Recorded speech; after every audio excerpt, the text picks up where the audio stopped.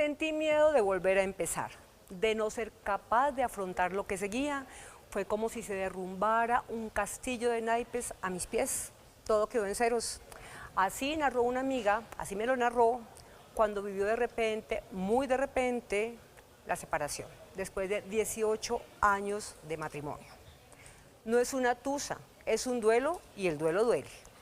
Bienvenidos a Sala de Redacción, nos acompaña hoy Camilo Rusi, quien es experto en duelos, acompañante de duelos, y como los duelos no tienen edad, nos acompaña también Juan Gamboa. Juan tiene 18 años, la edad o el mismo tiempo que duró casada mi amiga. Camilo, bienvenido a este nuevo duelo del que vamos a hablar hoy. El duelo por una separación, el duelo por una ruptura amorosa. Este duelo es muy interesante, querida Ángela, porque no se considera a veces como un duelo. No hay rituales, no hay ceremonias específicas para este tipo de duelo que comúnmente llamamos tusa, y eso lo dificulta. Fíjate que para la muerte física, para el fallecimiento físico, sí hay un funeral y sí hay ceremonias que nos ayudan a honrar a nuestros seres queridos, pero para el duelo por separación amorosa no hay eso, y eso lo dificulta mucho. Además, no es que muchas veces se quiera honrar al que se fue al de la separación, ¿no? A veces es al contrario. Mejor olvidar para muchos. ¿Cuánto tiempo con la persona con la que terminaste? Un año. ¿Te terminó o le terminaste? Me terminó. ¿Duele más, Camilo? Tiende a doler más, aunque puede ser un equilibrio, porque cuando uno termina también uno se carga a veces unas culpas, el dolor que se genera en la relación, tanto en el otro como en el mío, se asume que es mi culpa porque yo terminé. Entonces yo creo que en las terminadas es difícil que alguien salga ileso. Porque muchas veces lo que se dice es que el que se queda o al que dejan sufre más. Que el otro tomó la decisión, la otra persona tomó la decisión de que se acabó por A, B o C motivos, y que a quien dejan queda como con ese sentimiento ahí por dentro de, no sé, creo que también como amor propio golpeadito, revuelto con tristeza y con todo lo demás que nos hablaba también Juan. Sí, esas terminadas, sobre todo para quien no toma la decisión, hurga en una herida que la mayoría de seres humanos tenemos, que es la herida de rechazo, la herida del rechazo. Entonces me están rechazando de mi tribu, porque al fin y al cabo esto es algo evolutivo. Yo era parte de una tribu, así fuéramos solo dos, y entonces mi tribu me saca, me rechaza, me aparta, y eso me conecta con un miedo ancestral también. Cuando a nuestros ancestros, sus tribus los rechazaban, ellos sentían miedo a la muerte. Eso mismo siente nuestro subconsciente y esa parte más ancestral de nuestro cerebro cuando nos terminan.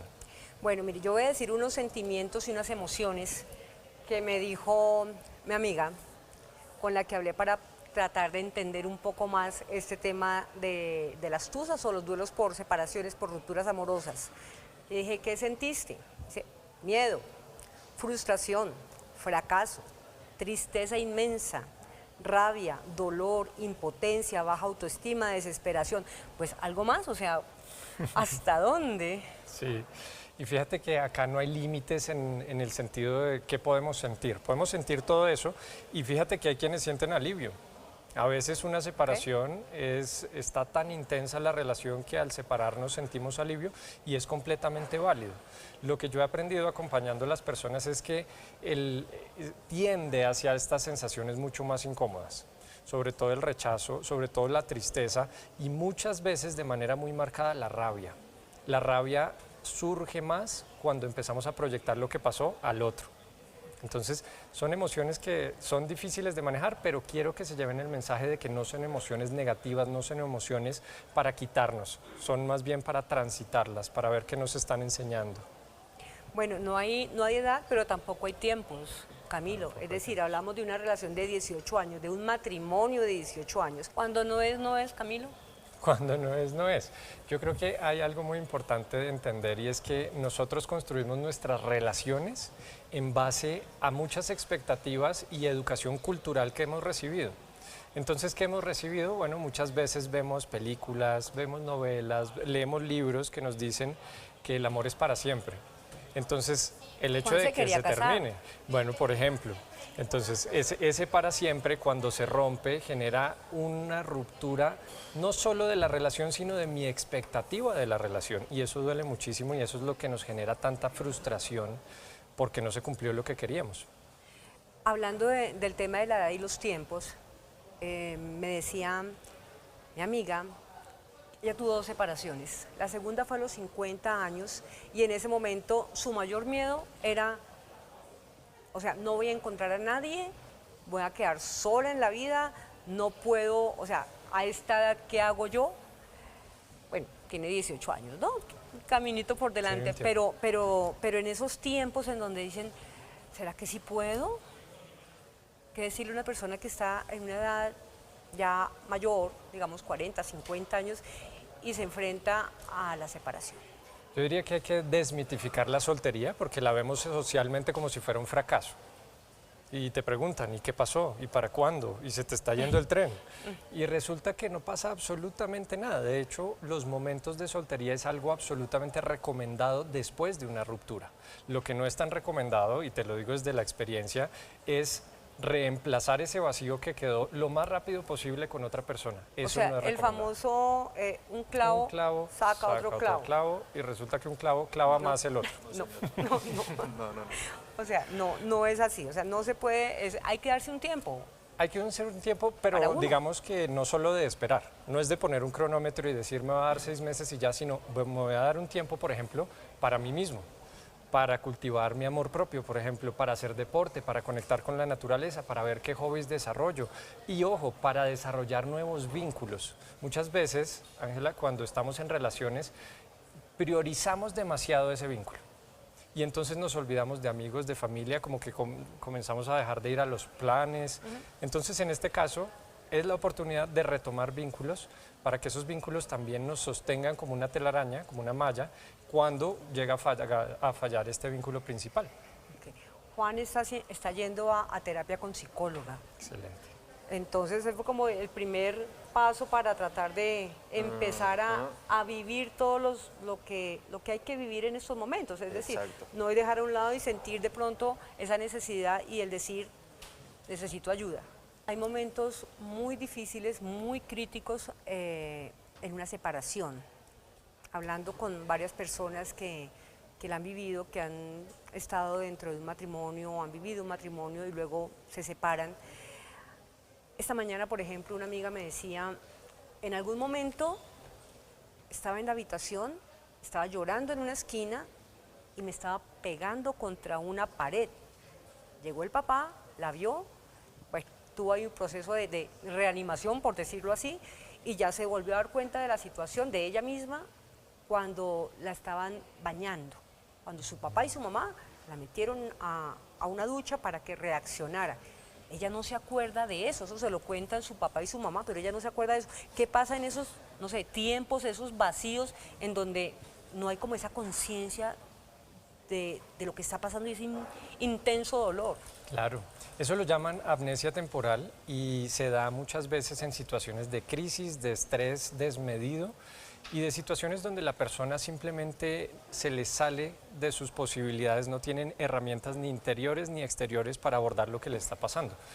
Y digamos que el mensaje acá para tu amiga y para las personas que hayan vivido esto es, eso, a pesar de que puede ser muy incómodo, es natural. No se preocupen, no se están enloqueciendo, porque eso es lo primero que uno piensa, me enloquecí. Y resulta que no, es que la mente en ese momento dice, esto es demasiado para mí, y entonces genera esta amnesia temporal para que yo no me acuerde de ese dolor tan significativo y tan intenso, tan desbordado, y lo pueda abordar después de una manera gradual.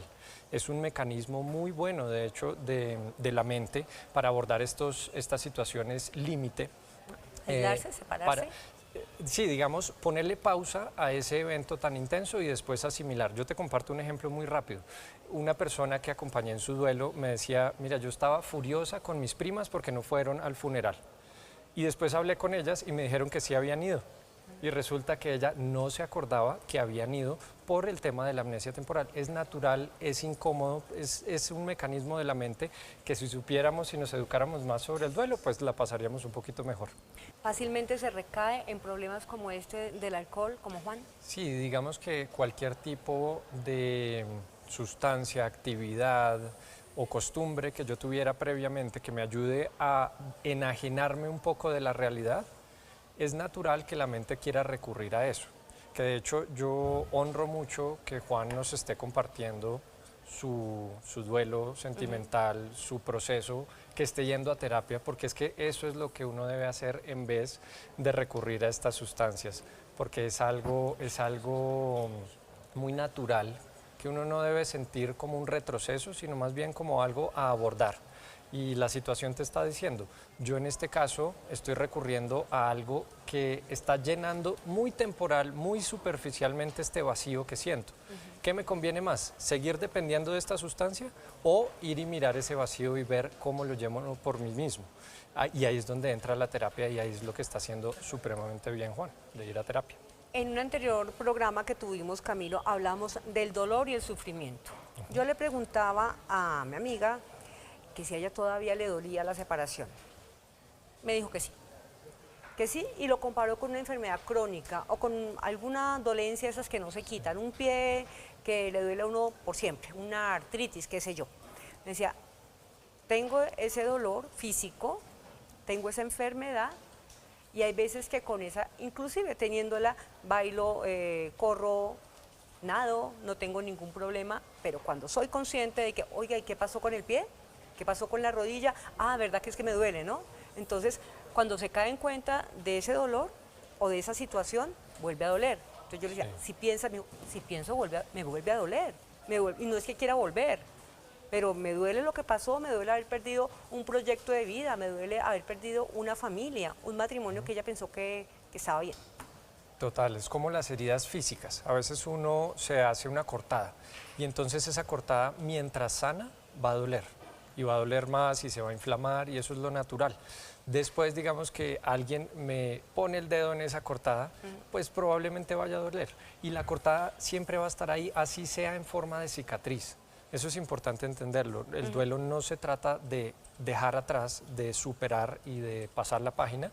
Se trata mucho más de permitirse cambiar tu relación con ese dolor, porque el dolor es natural que siempre esté, pero al principio puede que esté de una manera mucho más intensa, después baja la intensidad, después sube, es como una montaña rusa. Entonces, ya que siempre va a estar, tú lo que haces es relacionarte de manera diferente con el dolor, hacer algo con el dolor y no en su contra. Ahora que hablas de ese ir y venir, me decía otro amigo, y es que a propósito de esto de los divorcios y las separaciones, 28.000 divorcios en 2002. La cifra más Casi alta nada. desde 2016, 28.000, y estamos hablando de divorcios. No estamos hablando de noviazgos, de rupturas, Divorcio. sino divorcios como tal. Eso es una cifra muy alta. Entonces me decía esta persona de la que hablamos, le dije, ¿qué te has dado cuenta con la separación? Dijo que esto no es una línea, y estamos hablando, ese ir y venir, que esto no es lineal, que esto no es que ya superé, uy, qué bueno, un día, una semana bien, ya, lo pasé. Pues no, resulta que a la media hora de que dijo que está bien, por algún motivo o por nada, vuelve a caer y vuelve a sentir esa misma impotencia, rabia, dolor, bueno, esa frustración de la separación. Eso es natural, eso es completamente natural. Lo difícil es cuando uno lucha contra eso. Es una creencia bastante aceptada, pero errada, el hecho de que el duelo sea lineal.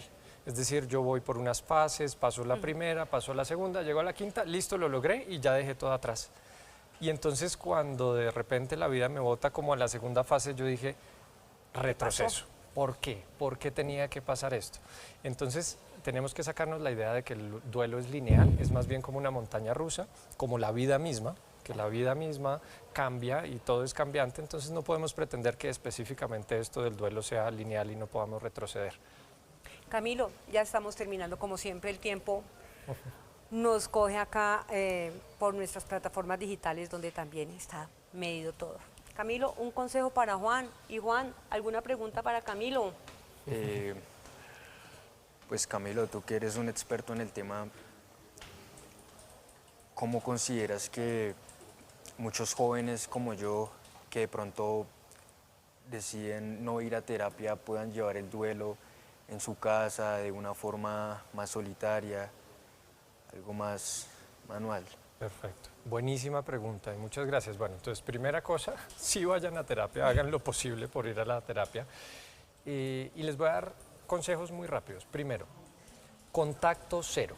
Hoy en día, Ángela y Juan, es muy natural poder tener acceso a las personas. por el Instagram, por el Facebook, por las redes sea, sociales que lo vi. Alex o Alex. Alex, exactamente. Entonces terminamos, pero digamos que yo sigo viendo su Instagram.